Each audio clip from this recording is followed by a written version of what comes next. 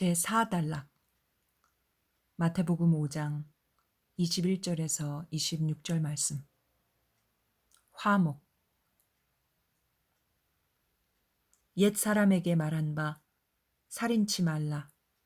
누구든지 살인하면 심판을 받게 되리라 하였다는 것을 너희가 들었으나 나는 너희에게 이르노니 형제에게 노하는 자마다 심판을 받게 되고 형제를 대하여 라가라 하는 자는 공회에 잡히게 되고 미련한 놈이라 하는 자는 지옥불에 들어가게 되리라.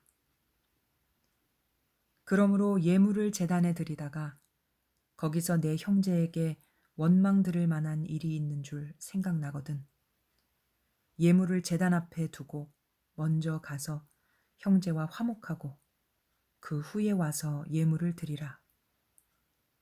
너를 송사하는 자와 함께 길에 있을 때에 급히 사화하라. 그 송사하는 자가 너를 재판관에게 내어주고 재판관이 관이에게 내어주어 옥에 가둘까 염려하라. 진실로 내게 이르노니 내가 홀이라도 남김이 없이 다 갚기 전에는 결단코 거기서 나오지 못하리라. 제21절 옛 사람에게 말한 바 살인치 말라. 누구든지 살인하면 심판을 받게 되리라 하였다는 것을 너희가 들었으나. 본문에서 옛 사람에게 말한 바를 끌어내시는 것은 앞에서도 언급한 바 있듯이 주님이 오신 것은 율법과 선지자를 온전케 하고자 하심이라는 것과 같은 맥락에서 해석되어질 수 있습니다. 그러기에 주님이 말씀하시는 온전케 하시는 말씀은 옛사람에게 일컬으신 말씀들을 기초로 해서 펼쳐지고 있는 것입니다. 우리에게 주신 바 된 계명과 말씀이 생소한 것이 아니라 이전부터 가진 그것이었으며 주님으로 말미암아 온전함에 이르게 되는 것이지요. 다시 말해 옛 사람에게 말한 율법과 선지자의 예언이 현 시대에 살고 있는 사람들에게까지 들은 바 되어 기억된다는 것은 천지가 없어지기 전까지는 하나님이 주신 말씀의 능력이 계속하여 발효되고 있음을 의미합니다. 한 번 선포된 하나님의 말씀은 지속적으로 이 땅에 있는 사람들을 통치하고 계신다는 것입니다. 본문은 앞 단락에서 기술한 바와 같이 주님의 말씀으로 율법이나 선지자를 온전케 하는 것임을 인식하고 이를 행하는 충실성을 기준으로 천국의 큰 자와 작은 자를 구별하고 천국에 들어갈 자와 못 들어갈 자를 구별하게 된다고 알려주시면서 율법과 선지자의 말씀을 예수 그리스도 사랑 안에서 진리의 계명을 따라 온전케 하시려는 시도가 본격적으로 나타나는 부분입니다. 즉, 주님의 말씀이 율법과 선지자를 온전케 하시는데 그 시도로 십계명에서 나오는 말씀으로부터 출발하여 그것을 온전케 함이 무엇인지를 설명하고 계시는 것입니다. 그러므로 온전케 하고자 하시는 시도의 시발점이 되는 본절은 매우 중요한 말씀이 되는 것입니다. 예수님께서는 누구나가 기억하고 있는 율법을 일으켜 세워 예수 그리스도 사랑 안에서 온전하게 됨을 진리의 계명으로 풀어주고 계십니다. 여기서 우리는 예수님께서 없는 것을 새롭게 말씀하시는 것이 아니고 이미 하나님께서 말씀하신 그 말씀을 온전케 하시려고 한다는 점에서 많은 묵상이 필요합니다. 따라서 모세로부터 온 율법들을 온전히 그대로 두고 예수 그리스도의 사랑 안에서 진리의 계명의 말씀으로 온전하게 하시는 것을 깨달아야 하고 옛 선지자에게 말씀하신 바 있는 예언의 말씀을 1.1획이라도 손상시키지 않고 있는 그대로의 상태에서 온전케 하시는 것을 알아들어가야 할 것입니다. 예수님의 말씀을 들으려면 예수님께서 원하시는 기본적인 의도부터 알아야 합니다. 여기서 예수님께서 말씀하시고자 하는 것이 바로 바울 사도도 언급한 바 있는 율법도 거룩한 것이며 선지자의 예언도 거룩한 것이며 예수님의 진리의 계명도 거룩하고 참되다는 관점인 것입니다. 예수님께서 말씀하시는 진리의 말씀은 거룩한 것을 온전케 하는 거룩이며 완전한 거룩인 것입니다. 그러므로 그리스도의 말씀을 올바르게 듣는 것은 율법도 무시하고 선지자의 예언도 배제한 채 무조건적으로 믿음만 강조하는 것으로는 불가능합니다.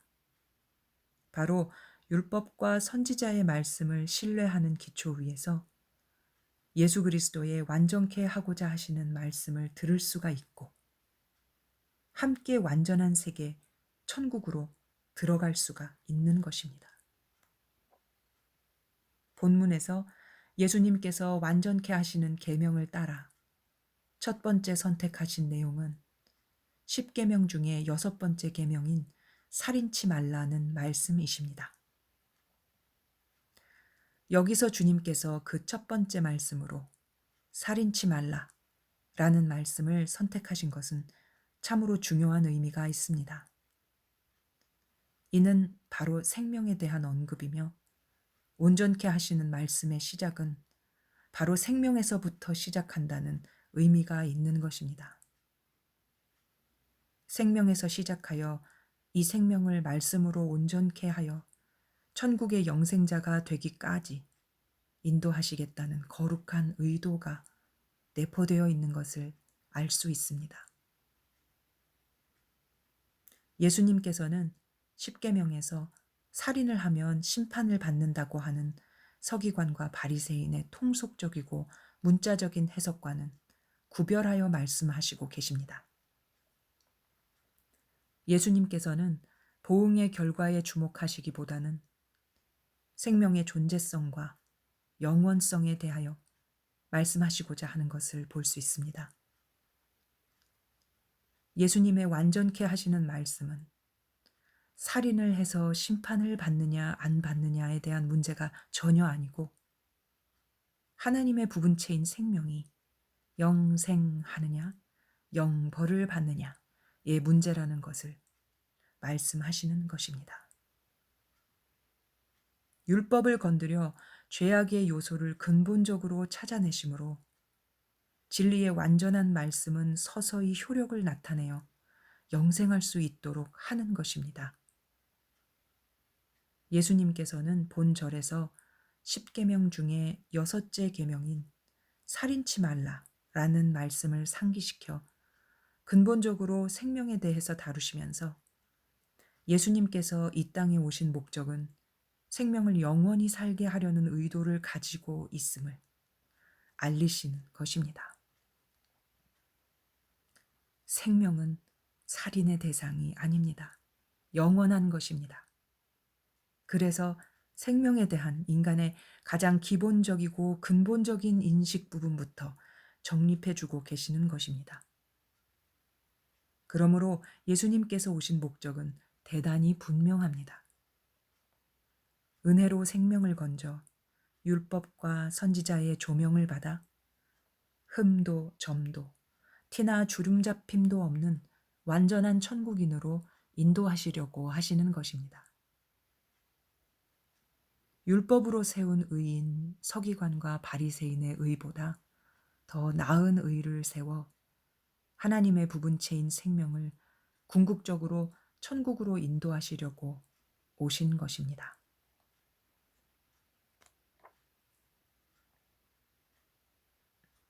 제22절 나는 너희에게 이르노니 형제에게 노하는 자마다 심판을 받게 되고 형제를 대하여 라가라 하는 자는 공회에 잡히게 되고 미련한 놈이라 하는 자는 지옥불에 들어가게 되리라. 본절의 말씀을 통해서 보면 예수님께서 율법이나 선지자를 온전케 하시려는 의도가 어찌나 강하게 나타나는지가 명확하게 보입니다. 예수님께서는 생명에 대한 살인이라는 구체적 행위 이전에 사람들의 마음 속에서부터 살인의 동기이자 과정적인 상황들마저 근절시키고자 하는 의도를 다분히 내포하고 있습니다. 사람의 마음 속의 범죄는 곧 행동으로 분출되기 마련입니다.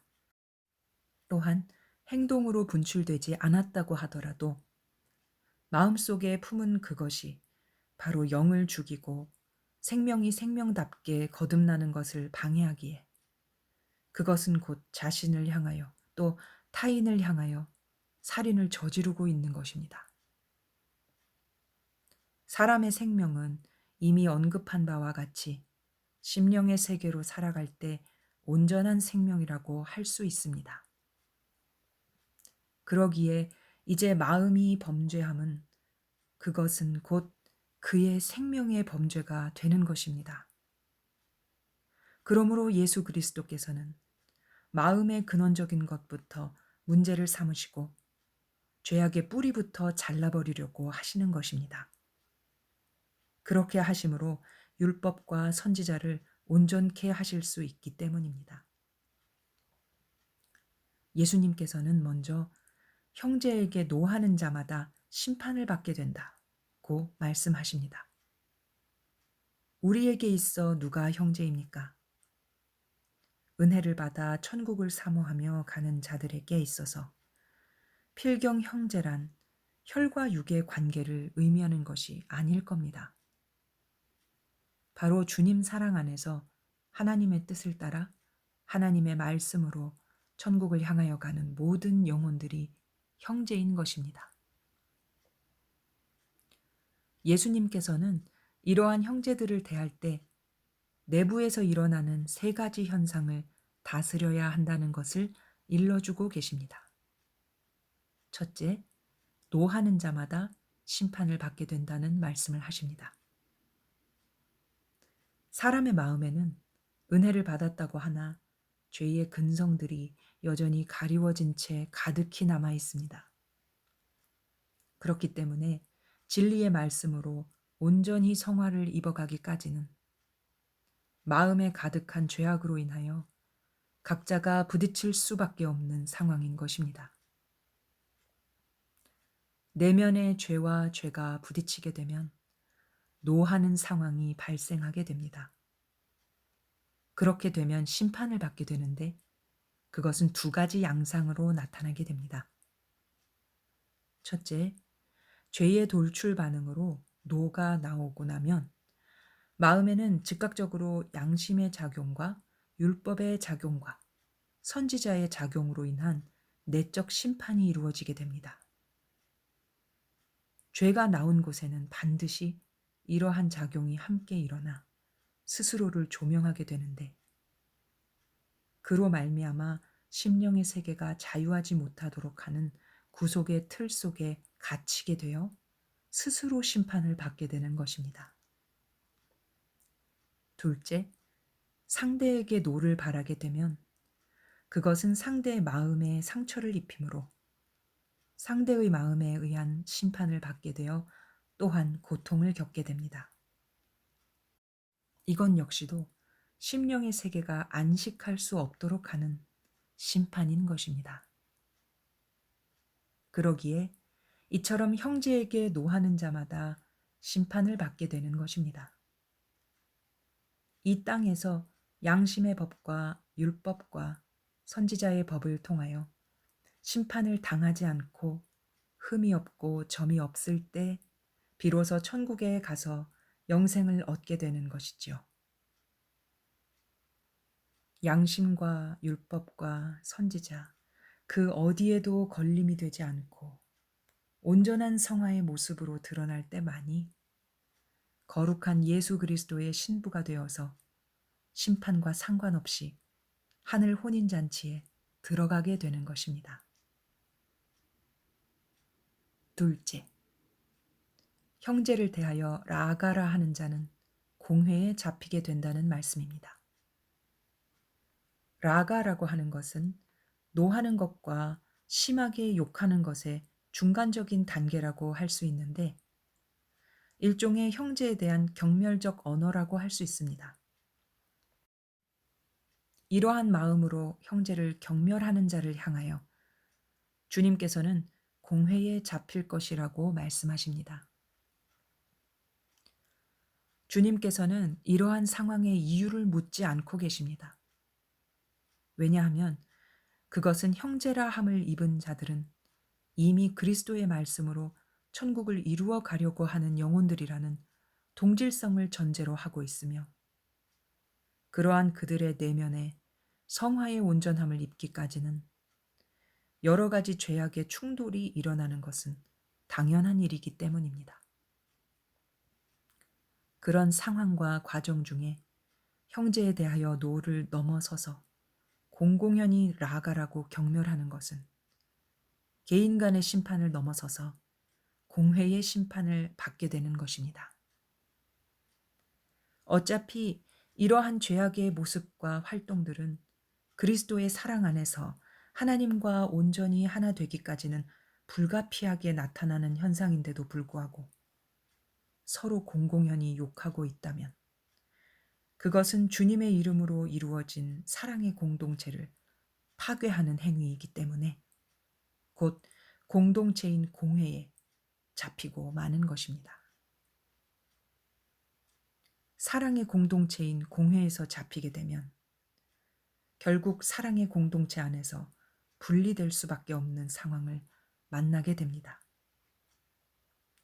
인류 역사는 하나님의 사랑의 공동체를 떠나 스스로 분리되고 격리되어 살아왔었는데 그리스도 은혜 안에서 그리스도 사랑으로 다시 하나가 되어가는 과정에서 형제를 대하여 욕하는 일은 다시 공동체를 파괴하는 행위가 될 뿐입니다. 셋째, 미련한 놈이라 하는 자는 지옥불에 들어가게 되리라는 말씀인 것입니다.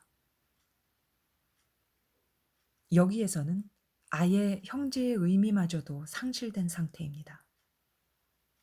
형제의 의미를 상실한 자는 이미 그리스도 공동체의 일원이라고 할 수 없습니다. 미련한 놈이라고 하는 극단적 경멸의 상태는 이미 행위적 살인과 같은 경지에 이른 것이라고 볼 수 있으며 그리스도 공동체 안에서의 스스로의 분리를 말하고 있는 것입니다. 자기 내면에서의 양심이나 율법, 선지자적 조명을 통해서도 다스리지 못하고 공동체에서의 권유나 권면을 통하여도 다스리지 못한 채 결국은 형제 의식마저도 저버릴 만큼 경멸하는 모습은 이미 그 자신이 지옥불의 심판을 받고 있는 것입니다. 그리스도의 사랑의 공동체 안에 있는 것이 아니라면 지옥에 있는 것과 마찬가지입니다. 미워하고 경멸하는 마음으로 사랑의 공동체 안에서 함께 할 수 없는 상태가 바로 지옥불에 던져진 모습인 것입니다. 대천국이 하늘에 있고 소천국이 사람 속에 있는 것처럼 영원한 지옥도 하늘에 있는 것 같이 개인 속에도 있는 것입니다. 형제를 대하여 노하는 자, 라가라고 하는 자, 미련한 놈이라고 하는 자들은 온전한 율법과 선지자의 말씀을 파괴하고 스스로 지옥을 만들어 지옥의 불 속에 있는 모양이라고 말할 수밖에 없는 것입니다. 참으로 묵상을 깊이 해서 깨닫고 이해해야 될 말씀이라고 생각합니다.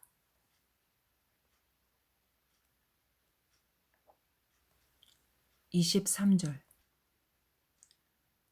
그러므로 예물을 제단에 드리다가 거기서 내 형제에게 원망 들을 만한 일이 있는 줄 생각나거든. 하나님께 드리는 예물이란 어떠한 의미가 있을까요? 현대의 많은 사람들이 하나님의 축복에 대한 노골적인 혹은 암묵적인 요구를 전제로 예물을 드리는 것을 볼 수 있습니다.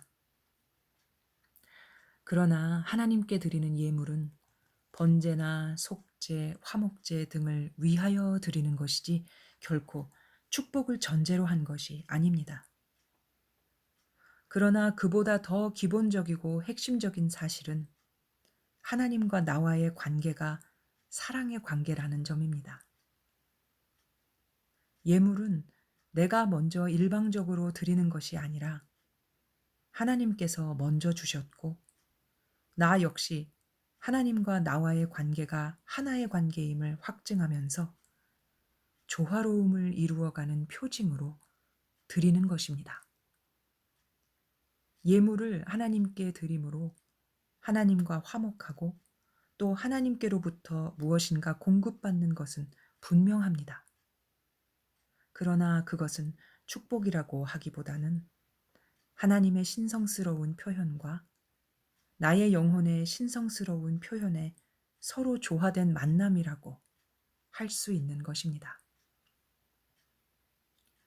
이러한 서로의 신성스러운 표현이 영원히 지속되므로 하나님과 영혼과의 영원한 사귐이 이루어지며 그 관계가 더욱 아름답고 고귀하게 되는 것입니다. 하나님께 예물을 드리는 것, 이러한 것들은 영원성을 지속해가는 하나의 방편에 불과한 것입니다. 수단이 목적이 되었을 때는 목적을 잃게 되지만 실제로 상호 나눔이라는 것은 서로 사랑의 방편이 되는 것입니다.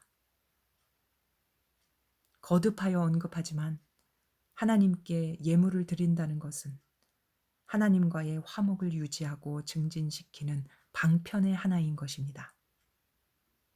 언제나 거리낌 없는 마음으로 하나님 앞에 예물을 드리는 것이야말로 신령한 교제이며 하나된 만남이라고 할 수 있습니다.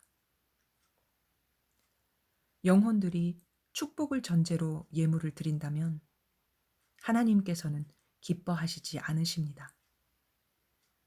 하나님께서는 예물을 받지 않으시고도 선인과 악인 모두에게 늦은 비와 이른 비를 고르게 내려주시고 사랑하시는 하나님이시기 때문입니다. 예물을 드릴 때는 언제나 자신이 하나님과 어느 정도 화목한 사이인가를 깨달아야 할 것입니다. 또 마음의 거리낌으로 자유하지 못한 것이 있나, 죄악으로 얼룩지지는 않았나 하는 점들을 돌아보아야 하는 것입니다. 그렇기 때문에 하나님 앞에 예물을 드리러 간다는 것은 거리낌 없는 마음의 화목이 전제가 되어야만 합니다. 그렇지 않을 때에는 반드시 그 맺힌 것을 풀어 자유해야만 하는 것입니다. 예수님께서는 형제에게 원망 들을 만한 일이 생각나거든 이라고 말씀하십니다. 사람이 그 보이는 형제와 화목이 깨어진 상태에서 그 마음이 하나님 앞에서 화목할 수가 없습니다. 이에 대하여 요한 사도는 보이는 형제를 사랑하지 않으면서 보이지 아니하는 하나님을 사랑한다고 한다면 그것은 거짓말이라고 말씀하셨습니다. 사람의 외모를 보시는 하나님이 아니시고 마음과 영혼의 상태를 받으시는 분이시기에 마음에 떠오르는 것이 형제에게 원망받을 만한 것이면 이것은 하나님 앞에서도 원망받을 만한 것이 되는 것입니다.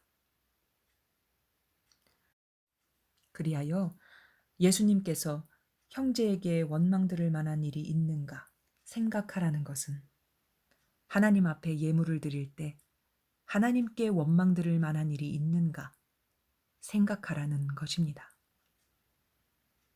사람 앞에 원망 들을 만하다는 것은 하나님 앞에서는 두말할 나위가 없이 원망 들을 만하다는 것입니다.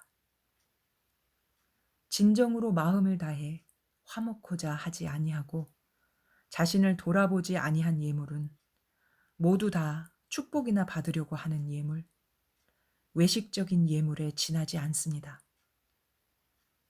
하나님께서는 이렇게 축복을 전제로 한 일방적인 예물 앞에 원망스러움이 있으시다라는 것입니다. 하나님과 화목해야 될 예물이 자신의 영혼을 돌아보지 아니하는 형식적인 것이라면 도리어 거래적 예물이 되기 때문에 하나님께서는 그렇게 예물 드리는 모습이 원망스러울 수밖에 없습니다.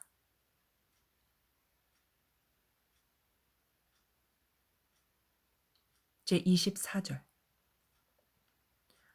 예물을 제단 앞에 두고 먼저 가서 형제와 화목하고 그 후에 와서 예물을 드리라. 앞에서 언급한 바와 같이 예물을 드림은 하나님과 내 영혼 사이에 기본적인 화목의 관계를 깨닫고 하나님 앞에 진정으로 예물을 드림이 되어야 할 것입니다. 예수님께서는 입술로만 깨닫고 생각으로만 깨닫는 것을 원치 않으시기 때문에 실천을 통하여 열매를 거두게 하시는 것입니다. 그리하여 형제에게 원망들을 만한 일이 생각나거든 형제를 찾아가라는 것입니다.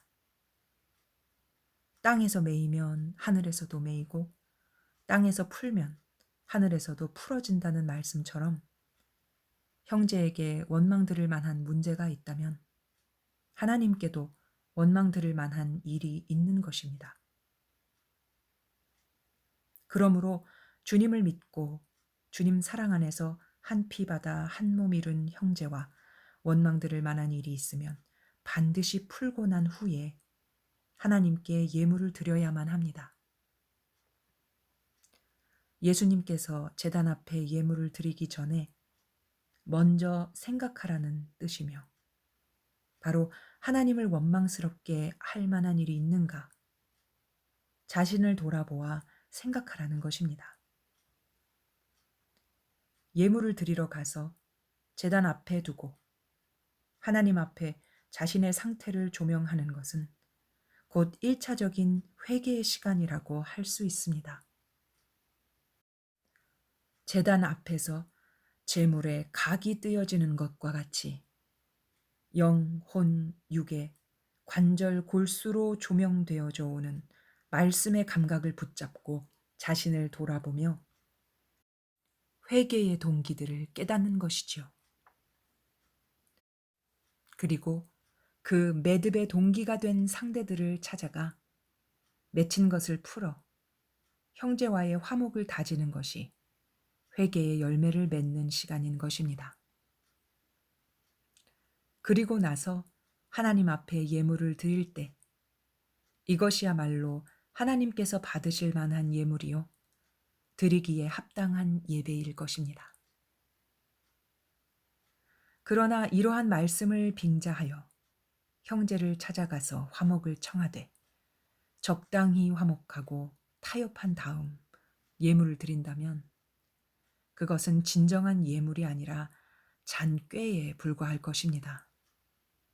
하나님을 만홀히 여기는 결과를 낳으므로 하나님 보시기에 더 원망스러운 모습이 되고 맙니다.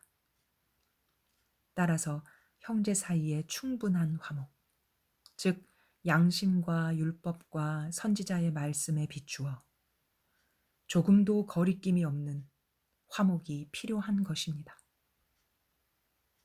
환원하자면 주님 은혜로 주님을 믿고 주님의 피로 형제된 자들끼리 당짓기 좋아하고 분리하여 이기주의적인 모습에서 벗어나 서로 온전한 화목을 한다면 그것이 곧 하나님께서 받으실 만한 예물이 되는 것입니다.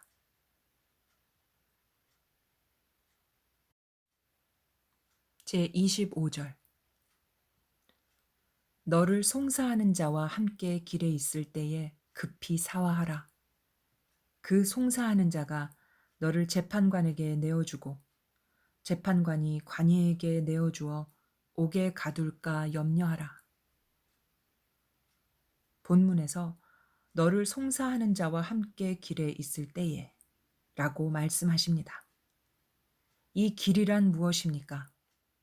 바로 천국을 올라가는 계단이자 영생의 길인 것입니다.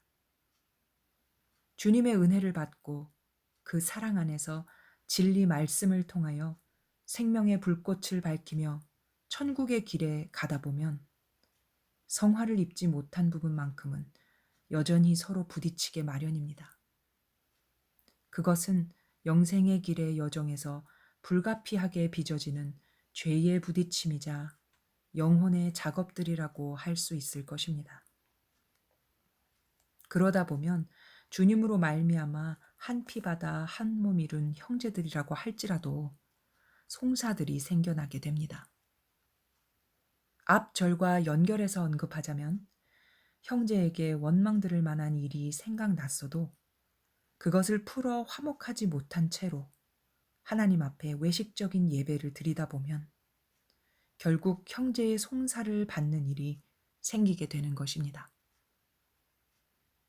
그것은 입 밖으로 나오는 송사이건 마음의 송사이건 원망이 누적되어 풀리지 않음으로 인해 오는 송사인 것입니다. 서로 형제가 송사하는 마음에까지 이르렀다고 할지라도 급히 사화하라고 말씀하십니다. 이것은 바로 천국을 향하는 영혼에게 있어 가장 시급한 문제이기에 급히 사화할 것을 요구하고 계시는 것입니다. 이 문이 막히면 하나님과의 관계도 단절되는 것이기 때문입니다. 그러나 형제의 송사에 대하여 여전히 돌아보아 급한 마음으로 사화치 않을 경우에는 그가 재판관에게 내어줄 것이라고 말씀하십니다. 이것은 바로 그의 생명을 보호하고 조명해주는 길잡이 역할을 하는 양심과 율법과 선지자적 말씀이 죄를 옹호하고 있는 자신에 대하여는 준행되어지는 법이 되어버린다는 의미입니다. 이에 대하여 사도 바울은 로마서 13장 3절에서 이르기를 관원들은 선한 일에 대하여 두려움이 되지 않고 악한 일에 대하여 되나니 라고 표현하고 있는 것입니다. 그것은 다시 말해 형제로부터 온 송사가 이제는 하나님 당신으로부터 오는 송사가 되고 만 것입니다. 죄악의 옷을 벗어버리지 못해 형제에게 원망들을 만한 허물이 있어 상대와 화목의 관계를 가지지도 못하고 온전한 성화를 입지도 못한 채 막연하게 믿기만 하면 구원받아 천국에 갈 수 있다고 생각하는 어리석은 천국길의 나그네를 보기 때문에 오는 하나님의 송사인 것이지요. 결국 이렇게 하나님의 송사에 걸리게 된 자는 모든 것을 온전케 하는 양심과 율법과 선지자의 온전함에 걸림이 되어 관예가 헤아림에 오게 가두고 말 것입니다. 준엄한 법 아래서 준행되어지는 혹독함을 겪게 되는 것입니다. 다시 말해 깨우침의 세계가 막히고 헤아림과 혼돈으로 빠져버려 천국 가는 길을 잃어버리게 되는데 그것이 바로 옥인 것입니다. 그러므로 진정으로 천국을 찾아 영생의 길을 가는 자라면 수직의 화목과 수평의 화목을 좌우로 분별하여 땅의 나그네인 모습에서 죄에 찢기도 없이 만들어져야만 하나님과의 만남에서도 원만한 관계가 이루어질 것입니다.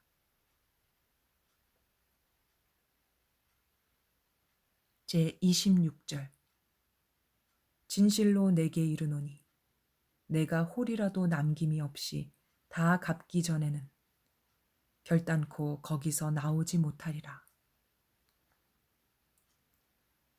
주님께서는 율법의 1.1획이라도 반드시 없어지지 아니하고 다 이루리라고 말씀하실 때에 진실로라는 말씀으로 시작하셨고 이어서 본절의 말씀을 하시면서 진실로를 또 말씀하고 계십니다.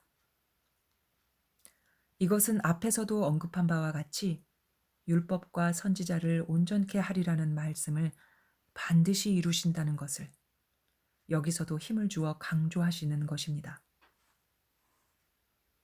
주님께서 혼란과 고통에 옥에 갇힌 자에게 말씀하시기를 내가 홀이라도 다 갚기 전에는 결단코 옥에서 나오지 못하리라고 하십니다. 얼마나 확고하고 단호한 말씀이십니까? 이것은 율법과 선지자의 온전함에 비추어 흠이 있는 상태를 결코 용납지 아니하시고 반드시 이루어야 한다는 것을 단호하게 말씀하시는 것입니다. 천국을 찾아 영생의 길을 떠난 자가 형제의 송사를 무시하여 양심과 율법과 선지자의 온전케 하시는 재판관을 통하여 옥속에 갇혀져 있으니 얼마나 고통스러운 시간입니까? 천국의 길도 보이지 않고 영생의 길은 말라버리고 타는 듯한 고통만 있으니 이러한 몸부림은 바로 형제를 향하여 노하고 라가라 하고 또 미련한 놈이라고 하면서도 이를 풀지도 않은 채 거짓 예배만을 외식적으로 드리다 보니 형제와 하나님 앞에 송사를 얻어 영혼이 옥에 갇혀버렸기 때문에 겪게 되는 것입니다. 이러한 상태에서는 깨우침도 없고 방향 감각도 없어 어느 쪽으로 가야 되는지 우왕좌왕하게 되며 차라리 진리의 영생의 길에 들어서지 않았을 때보다 더 혼란한 상황으로 빠져들게 됩니다. 오직 절망만 밀려오고 기도하여도 응답이 없고 묵상하여도 깨우침이 없으며 말씀을 듣는다 해도 귀가 둔하여 깨우침이 없게 되는 것입니다. 이럴 때는 스스로 지옥 속에 갇혀 지옥불에 타게 되므로 이방인들이 가진 평안보다도 못한 괴로움을 갖게 됩니다. 그러한 자가 그 옥에서 나올 길은 반드시 홀이라도 남김이 없이 다 갚아야만 하는 것입니다. 무엇을 갚습니까? 그것은 형제에게 진 빚과 하나님 앞에 진 빚을 갚아야만 하는 것입니다. 즉, 양심과 율법과 선지자를 통하여 자기를 비추어 보아 모든 것을 홀이라도 갚기 전에는 스스로 만든 그 지옥불에서 결단코 나올 수 없다는 말씀입니다. 형식적인 예배와 자신 스스로만 위로받는 찬송과 자기 중심에서만 깨닫는 성경 말씀 등으로 고루반적 행위를 하거나 또는 그것마저도 못하고 지쳐 있을 때 예수님께서는 홀이라도 갚지 않으면 그 어떤 깨우침도 응답도 평안도 결단코 얻을 수 없다라는 것을 확고하게 말씀하고 계십니다. 그러므로 하나님 앞에 양심과 율법과 선지자의 온전케 하시는 말씀 앞에서 자신을 돌아보아 다시금 회개함으로 형제와 화목하여 하나의 찢기도 없이 빠져나왔을 때만이 천국 가는 나그네의 모습으로 영생의 길 위에 다시 서게 되는 것입니다. 아멘.